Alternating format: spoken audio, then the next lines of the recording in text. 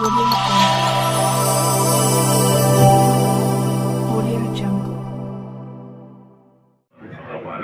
संविधान के शिल्पकार दलितों के मसीहा तो ही थे। सारे भारत को संविधान के माध्यम से जिन्होंने जोड़ने का काम किया वो डॉक्टर बाबा साहब अम्बेडकर जी को प्रणाम करते हुए आज यहाँ बहुत इम्पोर्टेंट विषय पर यहाँ एक सेमिनार हो रहा है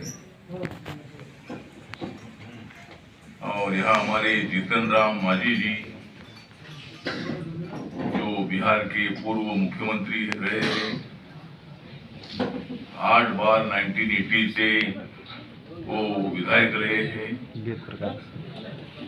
और आज अपने पार्टी के 4 एमएलए उनके हैं और अपनी खुद की पार्टी आज वो चला रहे हैं। तो वो हमारे लिए बहुत बड़े आदरणीय हैं और यहाँ बिहार विधान परिषद के सभापति देवेश चंद्र ठाकुर जी जो मराठी बहुत ही अच्छी बोलते हैं और मैं हिंदी अच्छी बोलता हूँ, तो वो मतलब कई साल तो देवेश चंद्र ठाकुर जी ने की है पुणे में पढ़ाई। देवेश चंद्र ठाकुर जी ने की है पुणे में पढ़ाई और मैंने सारे देश में की है दलितों के लिए लड़ाई। मैं तो नहीं मारता हूँ खाली पीली बढ़ाई, मैं तो नहीं मारता हूँ खाली पीली बढ़ाई, मैं तो करता हूँ अत्याचार के खिलाफ चढ़ाई।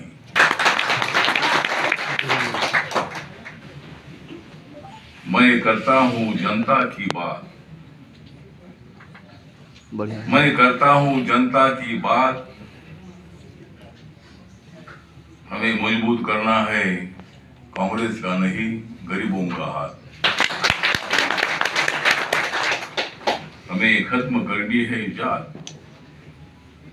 हमें खत्म करनी है जात, हमें नहीं करना है किसी का घात। ये काम हम लोगों को करना है। तो आज यहाँ हमारे इंडियन डेमोक्रेटिक यूनियन जो है इन्होंने आज का ये प्रोग्राम यहाँ रखा है। हमारे प्रोफेसर रामचंद्र पूर्वे जी जिन्होंने दलित पैंथर के इतिहास का बहुत ही अच्छा इंफॉर्मेशन उन्होंने यहाँ दिया, वो बिहार विधान परिषद के सभापति है। श्री पवन जायसवाल जी जो बिहार विधानसभा के सदस्य है। रामप्रीत पासवान जी जो पूर्व मंत्री है बिहार के। आज के इस प्रोग्राम के मुख्य आयोजक जो इंडियन डेमोक्रेटिक यूनियन है उसके प्रमुख इंजीनियर ललन कुमार पासवान जी जिनका दलित पैंथर के आंदोलन से डायरेक्ट इनडायरेक्ट अच्छा संबंध रहा है, जो हमारे वर्धा में हिंदी यूनिवर्सिटी में पढ़ाई करते थे, वो संजीव चंदन जी, हमारे आरपीआई के अध्यक्ष देव कुमार वर्मा जी, आदिल असगर जी जनरल सेक्रेटरी, और भी बहुत बड़ी इंपॉर्टेंट पर्सनालिटीज यहाँ मौजूद हैं। तो आज यहाँ मतलब बहुत ही लोकतंत्र के बारे में जो यहाँ विचार करने की भूमिका अपनी है। भारतीय लोकतंत्र में जनता, दशा एवं दिशा और दलित पैंथर आंदोलन का 50 साल। तो आप लोग जानते हैं कि दलित पैंथर आंदोलन का 50वां ये है साल। दलित पैंथर आंदोलन का ये है 50वां साल। मैं पूछने आया हूँ बिहार की जनता का हाल। अगर हम मजबूत करेंगे लोकतंत्र का जाल, अगर हम मजबूत करेंगे लोकतंत्र का जाल, तो हमारा कोई नहीं करेंगे बाका बाल। हमें किसी से नहीं डरना है, हमें किसी से नहीं डरना है, हमें तो लोकतंत्र मजबूत करना है। हमें तो आगे आगे बढ़ना है, हमें तो आगे आगे बढ़ना है। विषमता के खिलाफ हमें लड़ना है। हमें लेकर भारत माता की आन, हमें लेकर भारत माता की आन आगे बढ़ाना है देश का संविधान।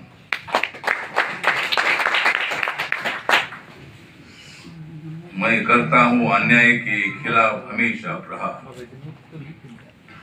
मैं करता हूं अन्याय के खिलाफ हमेशा प्रहार।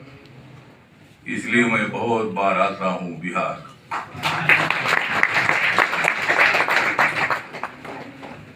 तो आज यहाँ एक बहुत ही अच्छे विषय पर ये सेमिनार रखा गया है। मैं तो नरेंद्र मोदी सरकार में सामाजिक न्याय और अधिकारिता मंत्रालय का MOSO राज्य मंत्री हूँ।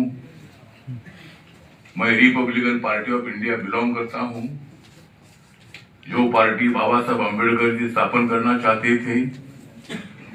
बाबा साहब अम्बेडकर जी इस देश में 2 ही पार्टी होना चाहिए इस विचारधारा के थे। और बाबा साहब अम्बेडकर जी ने 26 नवंबर 1949 को भारत के संविधान का जो ड्राफ्ट है, ये ड्राफ्ट डॉक्टर राजेंद्र प्रसाद और पंडित जवाहरलाल नेहरू जी को सौंप दिया था। बाबा साहब अम्बेडकर जी ड्राफ्टिंग कमेटी के चेयरमैन थे। वो 26 अलीपुर रोड में दिल्ली में रहते थे। जो दिन भर जो मतलब सेंट्रल हॉल में संविधान के हर एक मुद्दे पर चर्चा होती थी, हर एक आर्टिकल पर चर्चा होती थी। उसके बाद उसका ड्राफ्ट बनाने का काम रात रात जाग कर बाबा साहब अम्बेडकर जी अपना संविधान का ड्राफ्ट लिखते थे। अपने सभ्य की तरफ ज्यादा ध्यान ना देते हुए अपने सामने भारत देश रखकर, भारत देश में 6000 से ज्यादा जातियां हैं। भारत देश में 8-9 धर्म के लोग रहते हैं। भारत देश में 18-20 भाषा के लोग रहते हैं। ऐसे भारत को जोड़ना बहुत बड़ा कठिन काम था, लेकिन बाबा साहब अम्बेडकर जी ने संविधान के माध्यम से ऐसा अपने देश को जोड़ दिया है कि कोई भी अपने देश को तोड़ने की कोशिश करेगा वो खुद टूट जाएगा। लड़ाई होती रहती है, बीच में छोटी मोटी लड़ाई होती रहती है, बाद में शांति होती है। लेकिन बाबा साहब ने हमें सिखाया है कि अपना जात, धर्म, भाषा, लिंग से, पंथ से ज्यादा हमारा देश इम्पोर्टेंट है। हम भारतीय है, हमें इसका गर्व है। दलित पर कितने भी अत्याचार होते रहे, लेकिन उसके बावजूद भी बाबा साहब अम्बेडकर जी ने संविधान लिखते हुए हिंदू धर्म की रूढ़ी परंपरा ने बाबा साहब अम्बेडकर जी पर अन्याय हुआ, उनके समाज पर अन्याय हुआ। बाबा साहब अम्बेडकर जी जब सातारा के स्कूल में पढ़ाई करते थे, उनके पिताजी जब सातारा में थे, रामजी अम्बेडकर इरिगेशन में वहां काम करते थे। आर्मी के बाद बाबा साहब का जन्म तो महू में मध्य प्रदेश में हुआ था। बाबा साहब अम्बेडकर जी के पिताजी सूबेदार रामजी अम्बेडकर सूबेदार थे। और बाद में आर्मी के बाद जब उनको सातारा में नौकरी लगी थी, तो सातारा के स्कूल में जब बाबा साहब अम्बेडकर जाते थे तो बाबा साहब अम्बेडकर जी को स्कूल के बाहर बैठना पड़ता था। क्यों ऐसा होता था? तो टीचर बोलता था कि तू अंदर आ जाएगा तो बाकी के स्टूडेंट बाहर जाएंगे। मतलब इतनी अनटचेबिलिटी तब उतनी थी। बाबा साहब अम्बेडकर जी एक बार सातारा स्कूल में जाने के लिए मुंबई से आए। रहमतपुर नाम का स्टेशन है, वहां उतरे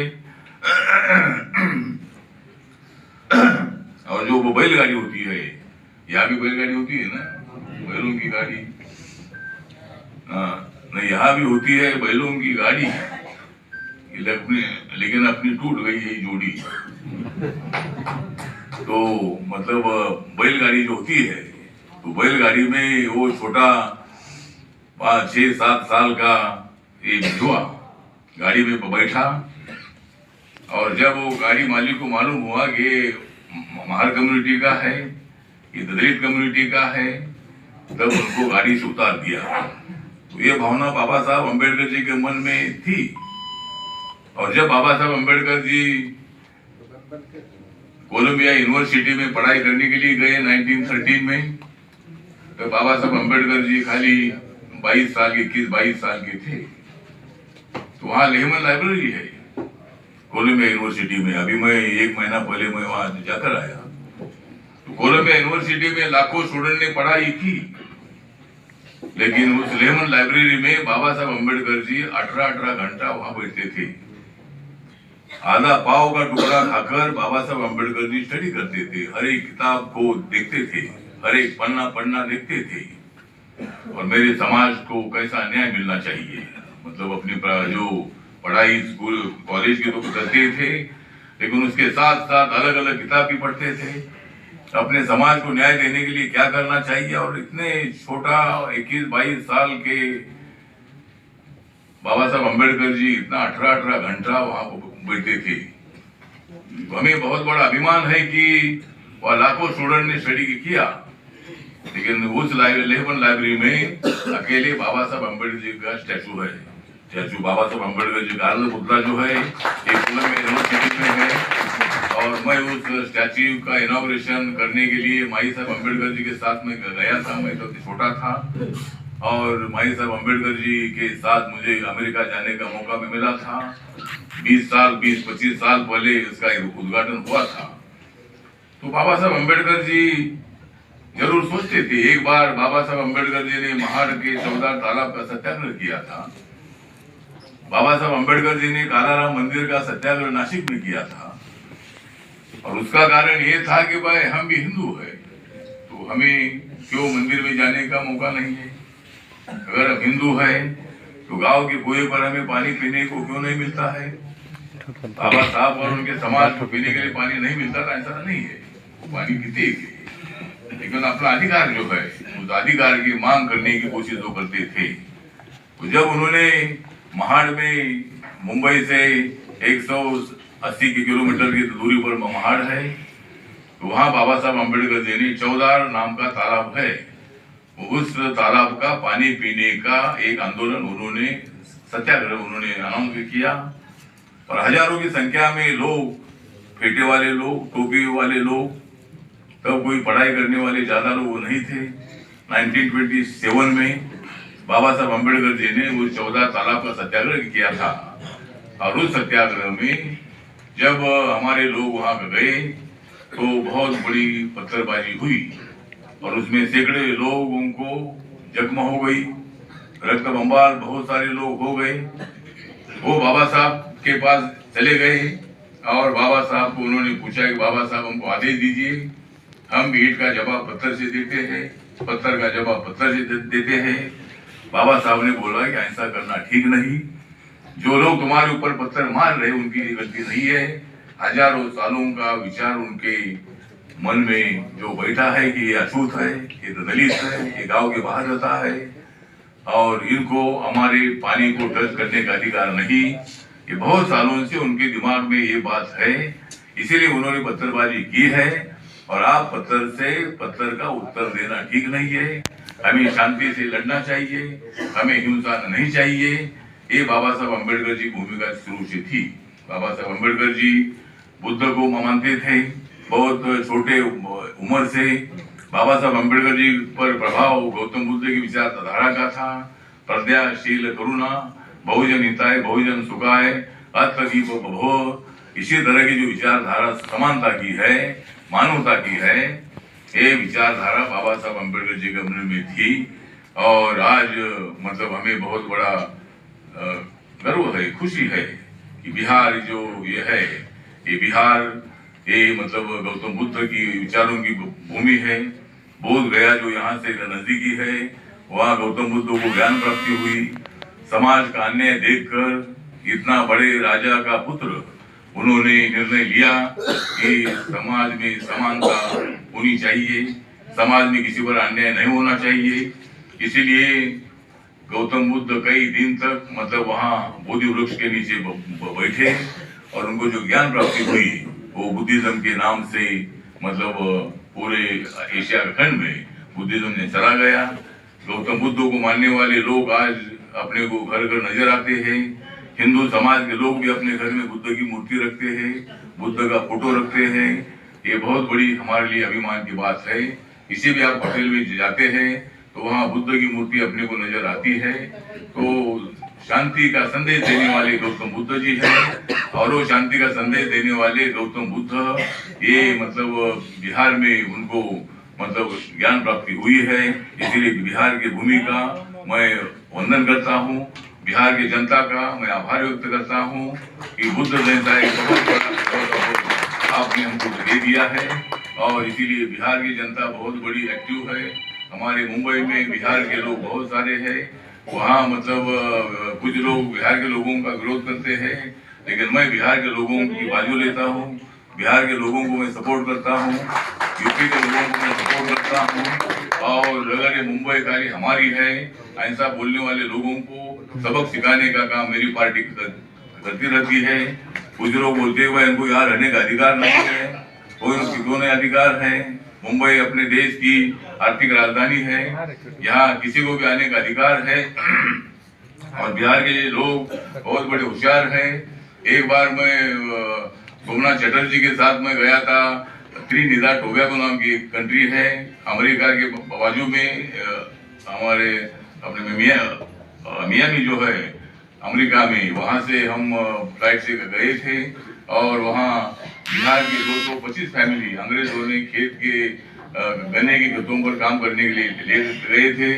और वहाँ कम से कम 80% बिहार की पॉपुलेशन है। वहाँ का प्रधानमंत्री बिहार का होता है, वहाँ का अपोजिशन लीडर बिहार का होता है, बहुत सारे एमपी वहाँ के बिहार के होते हैं। मैं अभी मॉरिशस गया था। मॉरिशस में भी मतलब मॉरिशस एक छोटी छोटी कंट्री है, 80 किलोमीटर लंबी और 60 किलोमीटर चौड़ी, इतनी ही वो कंट्री है। और अरेबियन सी के बाजू में वो कंट्री है। और मतलब वहाँ भी मतलब पूरे कम से कम 80% से ज्यादा लोग अपने इंडियन है। इंडियन में तो बिहार के लोग हैं। तो बिहार के लोग जहाँ भी जाते हैं वहाँ बहुत एक्टिव काम करते हैं। और मतलब बहुत एक्टिव उधर बाहर काम करते हैं, लेकिन इधर भी एक्टिव काम करना चाहिए। इधर भी बिहार के लिए सब लोगों ने एक साथ आकर काम करना चाहिए। राजनीति तो होती रहती है, राजनीति तो विकास के लिए तो नहीं होनी चाहिए। हमारे मोदी जी सबका साथ सबका विकास की बात करते हैं, सबका साथ सबका विकास, कोई दिखेगा प्रकाश। तो मतलब ये काम हमारा भी चल रहा है।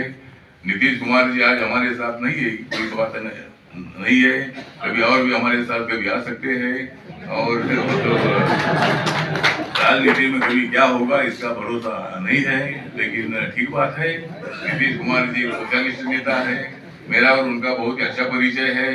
जब अटल बिहारी वाजपेयी की सरकार थी, उस सरकार में एनडीए में वो रेलवे मंत्री थे और मुझे बहुत ही अच्छी तरह से जानते हैं। पार्लियामेंट में मैं हमेशा कविता करता हूँ तो मैं सबके ध्यान में रहता हूँ। और मुझे नीतीश कुमार बहुत ही अच्छी तरह से जानते हैं। जब गवई साहब के शपथ ग्रहण में भी मैं आया था और गवई साहब यहाँ हमारे आरबीआई के लीडर भी रहे हैं और यहाँ के गवर्नर भी रहे हैं। तो नीतीश कुमार जी से हमारी अच्छी दोस्ती मतलब दोस्ती थी, अभी उतनी नहीं है, लेकिन ठीक बात है। वो तो मतलब उनका काम कर रहे हैं, हमारा काम हम कर रहे हैं, वो कोई बात नहीं है। लेकिन दलित पैंथर के आंदोलन के बारे में मतलब जिस तरह आज यहाँ विषय रखा है, 50 साल पहले हमारे समाज के, दलित समाज के बहुत सारे साहित्यकार, कथा लिखने वाले, नॉवेल लिखने वाले, साहित्य वैचारिक लेखन लिखने वाले, बहुत सारे साहित्यिक जो कविता लिखने वाले, बहुत सारे लिटरेरी लोग लिखते थे, विद्रोही कविताएं लिखते थे, विद्रोही मतलब साहित्य लिखते थे। लेकिन बाद में उन्होंने विचार किया कि खाली लिखने से फायदा नहीं है, वो लिखा हुआ इम्प्लीमेंट होना चाहिए। और उसके लिए जिस तरह ब्लैक पैंथर अमेरिका में थी, उसी तरह ब्लैक लोगों पर अन्याय होता रहा, और उस अन्याय के खिलाफ आवाज उठाने के लिए अमेरिका में ब्लैक पैंथर की स्थापना हुई थी। तो जब इसी तरह का क्या संगठन शुरू करना है, तब तो मैं नहीं था, लेकिन जो राजा ढाले है, नामदेव रसाल है, जोगी पवार है, इन लोगों ने मतलब जो दलित पैंथर है, वहाँ पर ब्लैक पैंथर है, तो यहाँ दलित पैंथर, दलितों पर होने वाले अत्याचार के खिलाफ आवाज उठाने वाला संगठन। दलित पैंथर संगठन किसी पर अन्याय करने वाला संगठन नहीं। दलित पैंथर संगठन है सभी को न्याय देने वाला संगठन रहेगा, दलितों को न्याय देने वाला संगठन रहेगा। और इसीलिए मतलब दलित पैंथर की स्थापना हुई थी, और दलित पैंथर का आंदोलन आगे आगे चलता रहा। बहुत सारे दलितों के लिए बुलंद आवाज उठाने का काम हमारे पैंथर करते रहे। और हमने मतलब हमारे शाखा का नाम छावनी दे दिया था, छावनी। जिस तरह आर्मी की छावनी होती है, तो आर्मी की छावनी इसलिए होती है कि वो अपने बॉर्डर का संरक्षण करती है। वो मतलब बिना मतलब अपने बॉर्डर के आगे नहीं जाती है।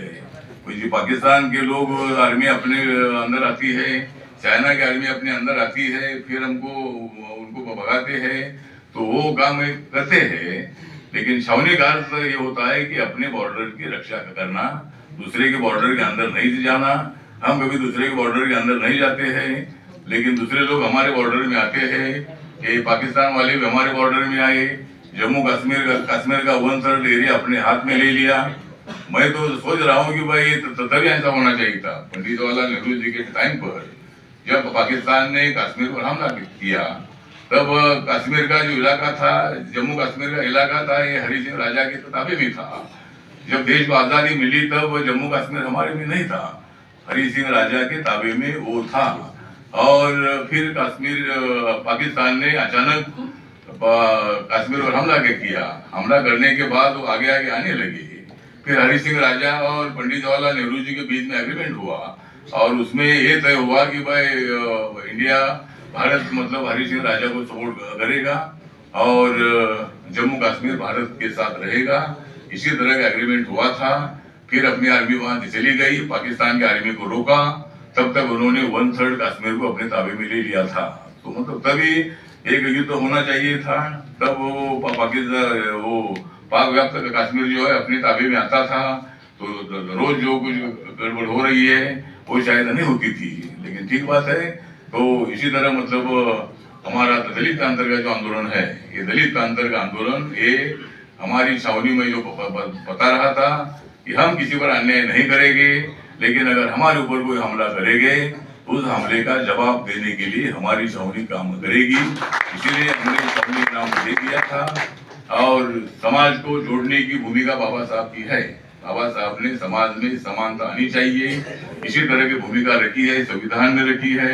अपने विचारधारा में बाबा साहब अम्बेडकर जी बोलते थे कि समाज में एकता निर्माण होनी चाहिए, और इसीलिए बाबा साहब अम्बेडकर जी का संविधान बहुत बड़ा सर्वश्रेष्ठ संविधान है। 1 मैन 1 वोट 1 वैल्यू, इसी तरह की भूमिका हमारे संविधान की है। संविधान लोकतंत्र में चलता है। और आप लोग जानते हैं कि अटल बिहारी वाजपेयी की सरकार 1 वोट से हारी थी। मतलब 1 वोट को क्या कीमत होती है।